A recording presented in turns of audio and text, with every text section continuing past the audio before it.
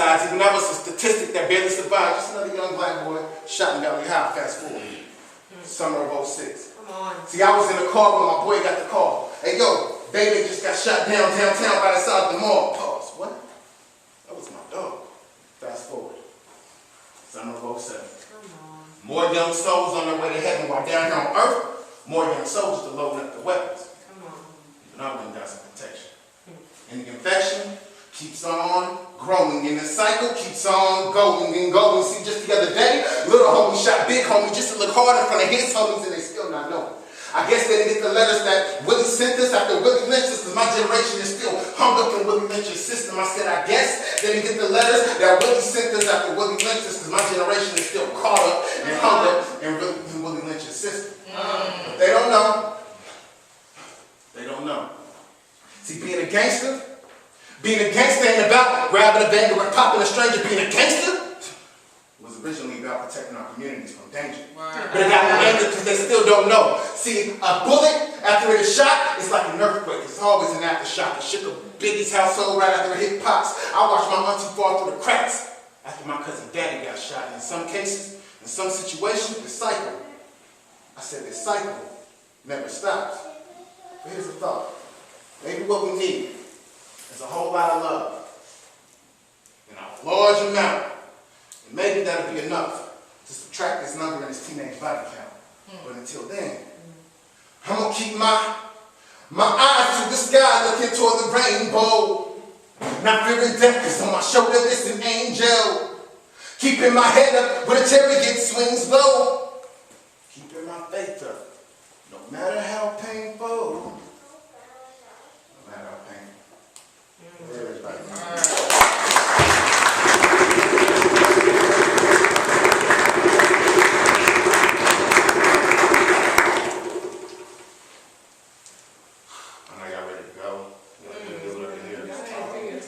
Screaming at us all night long. So let me go ahead and I'm on.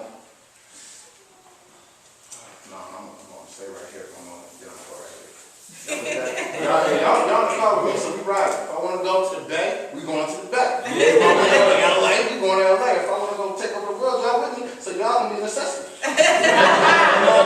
Y'all with me. So, like I said, I work with young people 5 days a week, all day long. Been working with young people throughout Sacramento for about 5-6 years professionally. But my whole life I've been working with my young cousins. Matter of fact, I want to go ahead and give a shout out to my family, my cousins that came in. This is like their first time really at a poetry event. So I really want to go ahead and welcome them.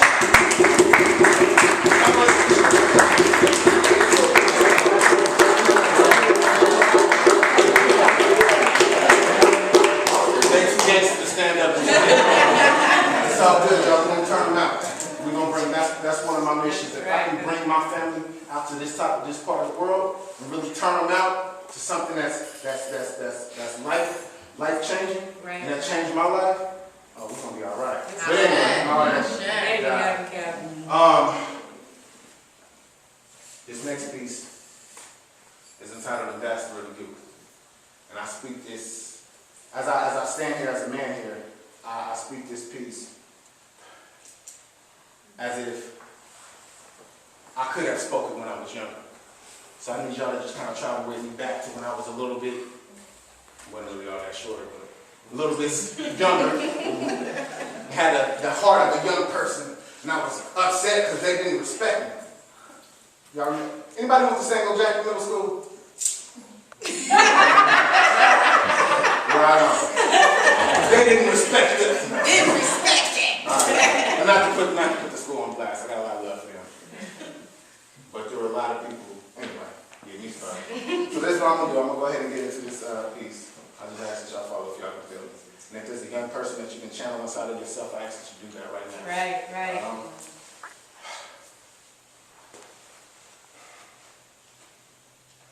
Man, they told us to speak when we're spoken to.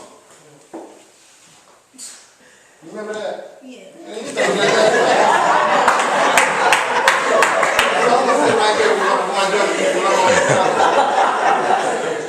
Man, they said speak when you're spoken to. But I think they were just afraid that we may speak the spoken truth. Come on. So I went and gathered some facts and concocted a potent fluid. Some sick words that'll insert your dome and crack your skull into. Come on. Been marinated for about 2 decades, so I feel like it's overdue. So for every child that was told, shh, I scream this poem for you. And for that little dude that was labeled dumb in middle school despite the fact he could write a 5-page rap, he just wasn't good at following rules, this is your dedication.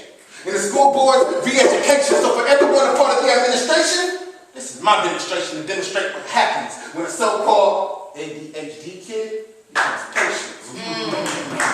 He waits. Alright, I'll sit back, I'll chill. And he grows up. And he becomes me. A pissed off poet who's never afraid to speak. Been told my tongue's anointed, so I'm qualified to preach. Still a student of life, so I'm certified to teach. So allow me a couple of seconds to politely say my piece. Come on. All parents, teachers, and all other authority figures, with all due respect,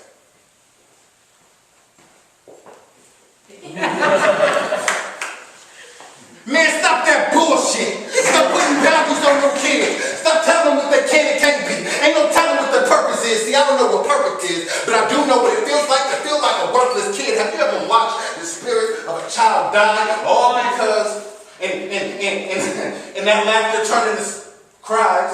All because some adult decided to verbally beat up that child's mind, and you wonder why she's so shy. Come on. Come on.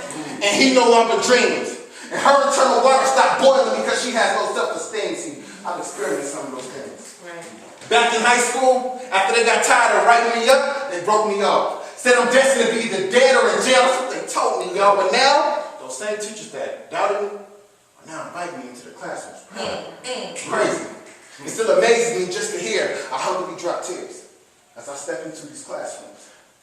And I read my name in magazines, and I see my face on TV screens, and I keep on saying, yo, young princess, it's okay. Go ahead and dream. Come on. I said, wake up. It's okay to dream.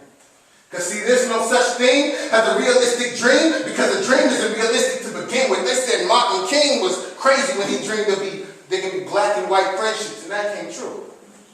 So check yourself and correct the truth. We are the future. So we'll respect our elders, as long as y'all respect the youth. Word. That's what it is.